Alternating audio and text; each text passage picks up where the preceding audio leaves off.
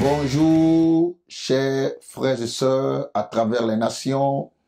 Nous sommes là encore dans les studios de Eden Voice TV. Nous bénissons tous nos frères et sœurs qui sont à la caméra. Que Dieu les bénisse, que Dieu bénisse également cette vision qui permet de partager l'évangile à travers les ondes. Cela dit, nous bénissons Jésus-Christ pour toute sa fidélité, son amour et sa grâce, et aussi pour tout le retour que nous avons par rapport à nos frères qui sont édifiés, par rapport aux messages qui sont postés. Alors cela dit, nous allons encore aujourd'hui, toujours et toujours parler de la même personne, la personne de Jésus-Christ de Nazareth. Celui qui est mort sur la croix du Calvaire, celui qui a payé le prix pour nous, celui qui a donné sa vie, qui a versé son sang. Alléluia. Alors je vais parler du thème le tabernacle, qui est lié à la personne de Jésus-Christ. Voilà. Donc, les semaines passées, je disais comme ça que ce que le tabernacle est dans l'Ancien Testament, Jésus-Christ l'est dans le Nouveau Testament. Voilà, on va lire rapidement un passage dans le livre d'Exode. Ouais, ça a été écrit par Moïse. Moïse a écrit 5 livres, Genèse, Exode, Lévitique, Nombre et Deutéronome. Donc on va lire Exode chapitre 25, verset 1 à 8 et le verset 22. Mais je vais être plus sur l'axe le verset 8 et le verset 22. Voilà. L'Éternel parla à Moïse et dit: parle aux enfants d'Israël qu'ils m'apportent une offrande. Vous la recevrez pour moi de tout homme qui la fera de bon cœur. Voici ce que vous recevrez d'eux en offrande: de l'or, de l'argent, de l'airain, des étoffes teintes en bleu, en pourpre, en cramoisi, du fin lin et du poil de chèvre, des peaux de bélier teintes en rouge et des peaux de dauphin, du bois d'acacia, de l'huile pour le chandelier, des aromates pour l'huile d'onction et pour le parfum odoriférant. Verset 7, des pierres d'onyx et d'autres pierres pour la garniture de l'éphod et du pectoral. Verset 8, ils me feront un sanctuaire et j'habiterai au milieu d'eux. Attention, ils me feront un sanctuaire et j'habiterai au milieu d'eux. Maintenant, allons-y au verset 25. Au verset 22, autant pour moi, le même chapitre, Exode 25, verset 22, c'est là que je me rencontrerai avec toi, du haut du propitiatoire, entre les deux chérubins placés sur l'arche du témoignage, et je donnerai tous mes ordres pour les enfants d'Israël. Alléluia, gloire à Dieu. Donc ce passage, comme nous venons de le dire, a été écrit par Moïse. Moïse était un homme de feu, un homme de puissance, un homme qui a démontré la puissance de Dieu. Alléluia. Maintenant, un temps était arrivé quand ils ont quitté l'Égypte. Ils partaient en Israël. Alors Dieu a demandé qu'ils fassent une tente. Amen. Donc la tente, c'était, j'allais dire, une demeure qui était passagère. Les gens la montaient et quand le Seigneur se déplaçait ou quand Dieu voulait qu'on la déplace, alors il déplaçait la tente pour aller ailleurs. Mais vous voyez, mais cette tente-là, comment elle était localisée? Comment elle était située? Je pense que la partie j'ai déjà brossé. Elle était située au milieu des 12 tribus d'Israël. Ça veut dire la tente était construite au milieu des 12 tribus d'Israël. Amen. Donc tous les matins, lorsqu'ils ouvrent leurs portes, et la première chose qu'ils verront, c'était quoi? Le tabernacle. Nous aussi, chaque matin, quand on se réveille, ce que nous devons voir, c'est la personne de Jésus-Christ. Il doit occuper la position centrale. Je l'ai déjà expliqué, on ne va pas trop y revenir là-dessus. Mais quand on voit un peu, on voit que la tribu de Juda, Isaac et Zabulon étaient à l'est. Donc le tabernacle était, quand ils se réveillaient à l'est, ils voyaient le tabernacle. Ruben, Simeon et Gad étaient au sud, Ephraïm, Manassé et Benjamin étaient à l'ouest, Dan, Azer et Nephtali étaient au nord. Ouais, donc voilà comme un peu dans Nombre 20, chapitre 2, verset 1 à 31. Quand vous allez lire, vous allez voir comment le tabernacle est situé au centre même, au milieu, n'est-ce pas, des 12 tribus d'Israël. Toutefois, la vision pour construire le tabernacle a été donnée à Moïse. Le peuple devait apporter la provision. Regardez un peu l'image. Dieu donne la vision au leader. Dieu donne, n'est-ce pas, ce qu'il veut faire à l'homme ou à la femme de Dieu. Maintenant, le peuple de Dieu envoie la provision. Donc Dieu veut que son église, ses enfants, puissent participer, n'est-ce pas, j'allais dire, à l'établissement du tabernacle. Dans le psaume 24, verset 1, la Bible dit quoi? à l'Éternel la terre et ce qu'elle renferme, le monde et ceux qui l'habitent. Donc la terre appartient à Dieu. Tout ce qui est sur la terre appartient à Dieu. Dieu peut lui-même s'offrir un tabernacle. Il peut prendre tout ce qui lui appartient, mais il veut que les hommes participent. Voyez, tout ce qui, n'est-ce pas, voyez, tout ce qui va réussir, tout ce qui nous représente, nous devons payer le prix. C'est ce que Dieu voulait un peu enseigner à son peuple. Le fait de comprendre qu'il doit payer le prix pour que le tabernacle puisse être bâti. Chacun doit faire un sacrifice. Alléluia. Amen. Maintenant, il y a quelque chose qui a attiré mon attention pendant que j'étais en train de travailler sur ce message. On avait dit que Jésus-Christ occupait une position centrale. Le peuple de Dieu devait apporter, n'est-ce pas, une offrande pour bâtir le tabernacle. Maintenant, une chose qu'on peut il a dit dans le verset 8, « Ils me feront un sanctuaire et j'habiterai au milieu d'eux. » Ils me feront un sanctuaire et j'habiterai au milieu d'eux. Et le verset 22, c'est là que je me rencontrerai avec toi, du haut du propitiatoire, entre les deux chérubins placés sur l'arche du témoignage. Je te donnerai tous mes ordres pour les enfants d'Israël. Mon frère, ma soeur, toi qui m'écoutes en ce jour, Dieu parle à son église. Il parle à la terre à travers l'église. Donc, maintenant, on a dit que Dieu est tellement saint. Et il fallait que l'homme se prépare. Parce que l'homme était trop souillé pour aller rencontrer Dieu. Donc pour qu'il puisse avoir une rencontre entre l'homme et Dieu, il fallait que l'homme prenne les dispositions requises. Et dans Amos 3 au verset 12, Amos 4, 12, il dit prépare-toi à la rencontre de ton Dieu. Donc il y a une préparation qui doit se produire, qui doit se faire. Les gens doivent se préparer pour aller rencontrer Dieu. Donc on va aller rapidement. Alors quand le tabernacle était divisé, n'est-ce pas, en trois parties. On avait dit qu'il y avait une seule entrée, n'est-ce pas? Une seule entrée. Un tabernacle qui était rectangulaire, qui était très long, mais il y avait une seule entrée. Quelles que soient les tribus, leur position, elles devaient impérativement passer par la porte, par la seule entrée. Mon frère, ma soeur, Actes chapitre 4, verset 12, il n'y a de salut en aucun autre, car il n'y a sous le ciel aucun autre nom qui ait été donné. Et dans Jean 14, 6, Jésus a dit, je suis le chemin, la vérité et la vie, et nul ne peut venir au Père sans passer par moi. Donc pour aller au ciel, il faut passer par Jésus-Christ. Et quand vous entrez, n'est-ce pas, dans le tabernacle, vous voyez, un tabernacle, mais divisé en trois parties. Vous voyez, un en trois, 3 en 1. Nous voyons un peu rapidement ici le concept de la Trinité. Alléluia. Vous voyez, c'est la Trinité. Donc, il y a le parvis, ou bien si vous voulez, la cour extérieure. Il y a, n'est-ce pas, le lieu saint, le lieu saint, et puis aussi en troisième, il y a le lieu très saint. Donc, vous voyez, donc d'abord, le parvis, le lieu saint et le lieu très saint. Voilà. Donc le parvis, vous voyez, c'est ou bien la cour extérieure. Donc quand vous entrez, c'est ce qu'on appelle l'autel des reins ou l'autel des sacrifices. Ça, c'est dans l'Ancien Testament, ça c'est la croix dans le Nouveau Testament. Amen. Donc, l'autel des reins, c'est là-bas où le chrétien doit sacrifier sa vie. C'est là où il dépose sa vie sur l'autel comme étant un sacrifice. Donc, il offre sa vie à Dieu totalement. Comme, voyez, regardez un peu l'animal. L'animal est pris, l'animal est attaché, on le met sur l'autel et il est consumé entièrement. Donc, le chrétien doit être consumé. Vous voyez, il doit accepter de payer le prix. L'orgueil doit tomber. Le moi doit tomber. Il doit payer le prix, n'est-ce pas? Vous voyez, c'est ça. Et aujourd'hui, beaucoup de chrétiens ne veulent pas payer le prix. Beaucoup de chrétiens ne comprennent pas que la vie chrétienne, c'est aussi souffrir, s'identifier à la souffrance de Jésus-Christ. C'est ça aussi le vrai évangile. Alléluia.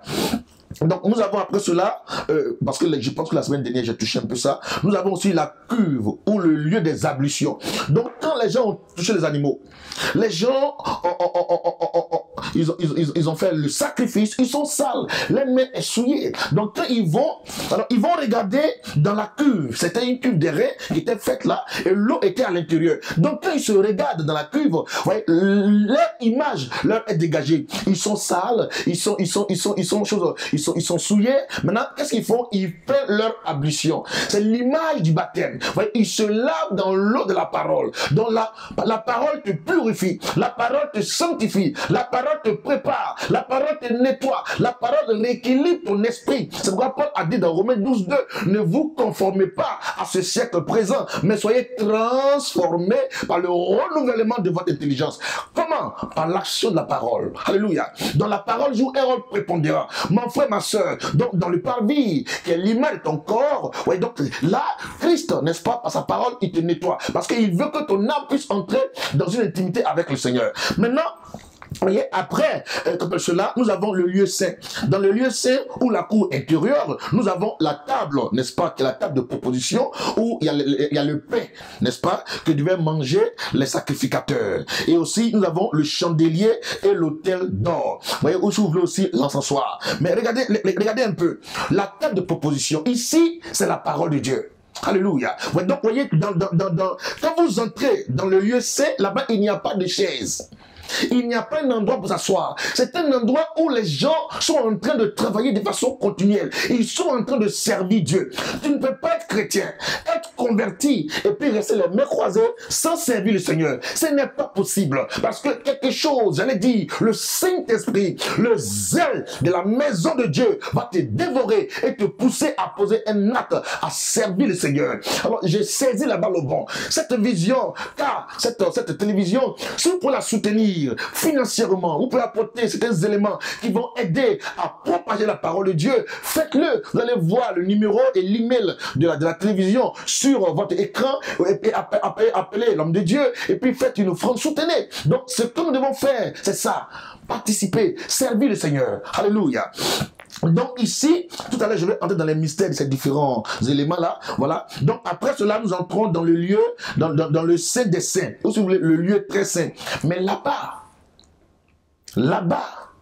il y a un seul élément, l'arc de l'alliance, qui est posé sur le propitiatoire.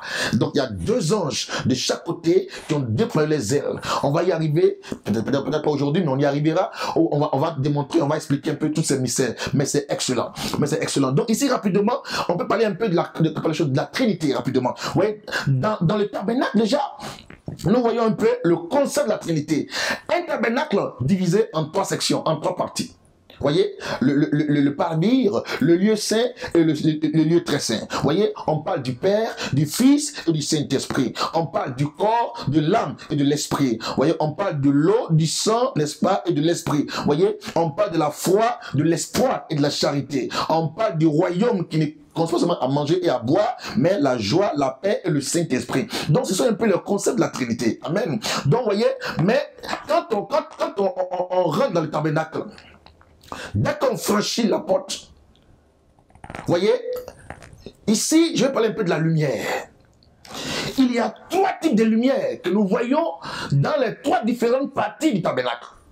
Amen. Donc, vous voyez, dans la cour intérieure, nous avons la lumière du jour, nous avons le soleil, nous avons la lune, nous avons les étoiles, nous avons aussi la lumière qui émane du feu qui est allumé. Amen. Donc ici, cette lumière que nous voyons, toutes ces lumières, elles sont naturelles. Le soleil, la lune, les étoiles, le feu, c'est naturel. Donc ici, c'est là où le chrétien vient de se convertir. Mais en ce moment-là, ouais, il n'est pas encore bien converti, ou bien son âme n'est pas encore totalement touchée, alors il agit selon ce qu'il ressent, selon ce qu'il voit dans le monde naturel. J'ai chaud, j'ai froid, donc il agit. Quelqu'un m'a blessé, j'ai réagi en fonction. Le pasteur m'a lorgné, ou bien le diacre m'a manqué de respect, etc. Donc on agit en fonction. Donc on agit selon les éléments naturels. On agit selon nos différents sens. Vous voyez, la vue, l'odorat, le goûter, l'ouïe et le toucher. Donc tout ce qui se passe de nous nous affecte. Parce qu'on n'est pas encore mûr sur le plan spirituel. On n'a pas encore acquis le niveau que Dieu attend de nous. Mais lorsque nous entrons, alléluia, dans le lieu saint, alléluia, là-bas maintenant, vous voyez, ce sont le chandelier, alléluia. Donc le chandelier, oui, il y a sept différentes entrées où les bougies sont allumées, où la lumière est allumée. Donc on met de l'huile et vous voyez, la maison est éclairée. Là-bas, vous voyez, le chandelier, c'est l'image de la parole de Dieu. Aussi bien que la table de proposition, les pains qui sont faits, sont aussi l'image de la parole de Dieu. Dans Somme 119 et 105, qu'est-ce que David dit? Il dit, ta parole est une lumière, ta parole est une lampe à mes pieds une lumière sur mon sentier. Donc la parole nous éclaire. Donc quand le chrétien entre dans cette phase, dans le lieu saint, quand son âme est touchée par l'évangile, il n'agit plus selon les choses naturelles. Tout ce qu'il fait est inspiré par la parole de Dieu. C'est là le chrétien met la parole dans sa bouche. Alors il cite les versets bibliques, peu importe ce qui se passe autour de lui, peu importe ce que les gens disent, peu importe ce que disent les médecins, peu importe ce que disent les médias, mais lui il est dans la parole de Dieu. Alléluia. Ça peut dire je peux tout par celui qui me fortifie. Il peut dire oh l'Éternel est mon berger, je ne manquerai de rien. Il peut dire, voyez, il peut dire ils me combattront mais ils ne me vaincront pas. Il peut dire, n'est-ce pas, et quelle belle chose, je lève les yeux vers les montagnes, d'où me viendra le secours. Le secours me vient de l'Éternel qui a fait les choses de la terre. Là-bas, il vit par la parole. Même sa maison, tout ce qu'il fait, son mariage, voyez, tout ce qu'il fait, il veut que ça soit fondé dans la parole de Dieu. Parce que, pourquoi? Parce que son âme est touchée, parce que son âme est convertie. Il médite la parole. Dans Josué 1, verset 8, il dit que ce livre de la loi ne s'éloigne point de ta bouche. Il faut le méditer jour et nuit pour agir fidèlement selon tout ce qui est écrit. C'est alors que tu réussiras. C'est alors que tu auras du succès dans toutes tes entreprises. Donc il ne choisit pas des versets qu'il arrange, mais il veut obéir à toute la parole. Quand Dieu dit donne, il donne. Dieu dit dîme, offrande, il le fait. Dieu dit en jeûne, il le fait. C'est-à-dire il ne choisit pas les versets. Parce qu'aujourd'hui le chrétien, il ouvre la porte de son cœur, il donne peut-être une ou deux chambres à Dieu, mais lui-même il veut conserver quelques chambres. Donc il n'obéit pas à toute la parole. Mais ici, dans le lieu saint, la parole est consommée. La parole est méditée. Alléluia. La parole de Dieu nous conduit. Amen. Donc il peut crier Abba Père. C'est très très important. Amen. Pourquoi? Parce que le diable aussi connaît la parole. Donc le chrétien doit être un spécialiste. On en a déjà parlé la fois dernière. On ne va pas y revenir. Mon frère, ma soeur, c'est là que ton esprit peut crier Abba Père. Tellement tu commences à lire la parole, excusez-moi, et tu reçois un mystère. Le Saint-Esprit te donne une illumination, une révélation. Tu commences à prier en langue. Tellement tu es sous l'onction du Saint-Esprit, tellement la parole t'a rempli. Mon frère, ma soeur, quelle est la dernière fois où tu as ouvert ta Bible? Quelle est la dernière fois où tu as médité un verset biblique? Quelle est la dernière fois où tu as commencé à apprendre, à mémoriser un verset biblique? C'est le temps de le faire. Alléluia. Donc, Eden Voice TV vient vers toi en ce jour par la voix de son serviteur Daniel que je suis pour te dire, il faut retourner à la parole. Même si on te prêche, il faut avoir une mentalité des chrétiens de Béret. La Bible dit, les de Béret, quand on leur prêchait la parole de Dieu, ils ouvraient leur Bible une fois à la maison pour être sûrs que ce qui était enseigné est conforme aux saintes écritures. Alléluia. Il faut lire la parole. Vous voyez, Satan n'a pas peur du jeûne et de la prière. Le diable n'a pas peur, je le dis encore, du jeûne et de la prière. Il a plutôt peur de chrétiens qui connaissent la parole de Dieu et qui sont vraiment investis de l'autorité de Dieu. Dans Matthieu 4, Jésus-Christ a été conduit par l'Esprit pour aller jeûner dans le désert pendant 40 jours et 40 nuits. Et après cela, Satan est venu pour le tenter. Il est venu vers le Seigneur malgré le fait qu'il est gêné. Il dit, si tu es fils de Dieu, ordonne que ces pierres deviennent du pain. Qu'est-ce que Jésus a répondu? Satan, il est écrit. C'est ça. Dans le lieu saint, il est écrit ta parole. Dans cette parole, nous la méditons, nous la mangeons. Celle-là, la parole devient douce à notre palais comme le miel. Alléluia. Alléluia. Donc je veux t'encourager, mon frère, ma soeur, à lire ta Bible, à lire la parole de Dieu. Donc voilà un peu comment on peut expliquer pourquoi la lumière se trouve dans le lieu saint. Donc dans le lieu saint, c'est un peu une mixture. Il y a la lumière naturelle, mais aussi la lumière un peu aussi, j'allais dire spirituelle. C'est-à-dire les hommes interviennent en mettant, n'est-ce pas, de l'huile dans le chandelier pour que cette huile-là puisse continuer d'éclairer la maison. Amen. Donc vous voyez, dans le lieu saint, dans le parvis, tout est naturel. Dans le lieu saint, une mixture de ce qui est naturel et spirituel. Mais dans le lieu très saint, c'est là j'en venais. Alléluia. Dans le lieu très saint, alléluia, alléluia, alléluia, alléluia. Dans le lieu très saint, et vous voyez, tout est couvert. tout devait être sombre, noir. On ne pouvait rien voir. Parce que c'était couvert par la peau des baleines, par les cuivres, par le cuir des animaux qui ont été offerts, tout ça. Mais regardez un peu, dans le lieu très saint, dans le saint des saints, alléluia, il n'y a pas de lumière naturelle, il n'y a pas de bougie. Toutefois, il y a la lumière. Comment on peut l'expliquer? Alléluia, c'est une lumière divine. Amen. C'est la lumière divine. Alléluia. C'est la lumière divine. Alléluia. C'est la lumière divine. Vous voyez, dans le lieu très saint, Dieu commence à se manifester. Dans le lieu très saint, nous voyons la présence de Dieu. Dans le lieu très saint, nous voyons la Shekinah divine. C'est ça, la Shekinah de Dieu. Alléluia. Dans le lieu très saint. Mais on va lire. Je vais vous montrer quelques écritures. Je suis sous l'onction, je suis vraiment ému, tellement Dieu est merveilleux. Amen. Donc, vous voyez un peu dans Genèse chapitre 1. Ouvre ta Bible. Genèse 1. Genèse veut dire origine. Le des origines, qui parle du commencement, de l'histoire. Comment tout a commencé la Genèse. Donc, Genèse 1, verset 3 à 5. Genèse 1, verset 16 à 19. On va lire, vous allez comprendre qu'il y a deux types de lumière ici. Genèse 1, 3 à 5. Et Genèse 1, 16 à 19. Rapidement. Dieu dit, verset 3, que la lumière soit. Et la lumière fut. Dieu vit que la lumière était bonne. Et Dieu sépara la lumière d'avec les ténèbres. Dieu appela la lumière jour et il appela les ténèbres nuit. Ainsi il eut un soir et un matin. Ce fut le premier jour. Ça veut dire le premier jour. Depuis le premier jour, il y avait déjà une lumière que Dieu a créée. Alléluia. Cette lumière-là, elle est différente de la lumière naturelle, le soleil, la lune, etc. Donc, j'avais pour preuve le verset 16 à 19. Nous lisons. 16 à 19. Dieu fit les deux grands luminaires. Le plus grand luminaire pour présider au jour, c'est-à-dire le soleil, et le plus petit luminaire pour présider à la nuit, c'est-à-dire la lune. Il fut aussi les étoiles. Regardez un peu maintenant, verset 17. Dieu les plaça dans l'étendue du ciel pour éclairer la terre. C'est-à-dire le soleil, la lune et les étoiles éclairent la terre pour présider au jour et à la nuit et pour séparer la lumière d'avec les ténèbres. Dieu vit que cela était bon. 19 maintenant. Lis ta Bible, regarde bien, verset 19. Et ainsi, il eut un soir.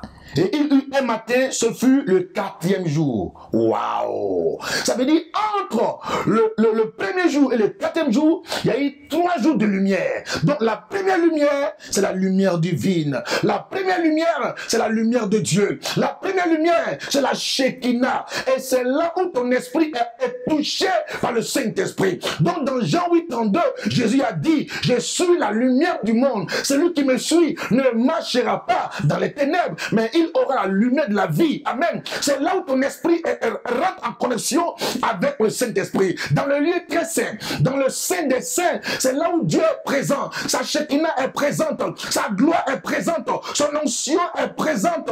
Et ça s'est passé aussi à la Pentecôte. On avait dit, les apôtres étaient réunis tous dans la chambre haute. Et tout à coup, il vient du ciel un bruit, comme celui d'un vent impétueux. Et une langue semblable à des langues de feu. Alléluia. Se séparaient les unes des autres, se posaient sur tout et chacun d'eux, et il s'est mis à parler en d'autres langues selon que l'Esprit leur donnait de s'exprimer. Alléluia. Donc mon frère, ma soeur, en voyageant dans le tabernacle, vous voyez, tu veux aller de gloire en gloire. Tu veux t'approcher davantage du Seigneur. Ne reste pas dans le parvis. Ne reste pas dans les choses seulement naturelles. Il faut avancer dans les choses spirituelles. Paye le prix. Accepte de payer le prix. Abandonne l'orgueil. Abandonne la colère. Abandonne tout ce qui n'est pas à la gloire de Dieu. Maintenant, lave-toi dans la parole de Dieu. Entre maintenant dans le service du Seigneur. Vous voyez, quand tu es chrétien, tu ne peux pas ne pas servir le Seigneur. Donc tu sers le Seigneur et tu veux toujours être rempli du Saint-Esprit. T'approcher davantage de son trône. Que Dieu bénisse, n'est-ce pas, son peuple, que Dieu bénisse toi qui m'écoutes. Donc si tu n'es pas encore chrétien, ou si tu es chrétien et que tu n'es pas encore affermi, je prie pour toi que le Seigneur, notre Dieu, t'affermisse, que Jésus-Christ se révèle à toi, te fortifie, que sa grâce t'entoure, te barricade, te renouvelle, et que tout se passe bien pour la gloire de son nom. Sois béni, commence à chercher à servir le Seigneur. Ce que le tabernacle était dans l'Ancien Testament, Jésus-Christ l'est dans le Nouveau Testament. Votre serviteur Daniel, que Dieu bénisse Eden Voice TV. Voilà, à bientôt pour un autre sujet. Dieu vous bénisse.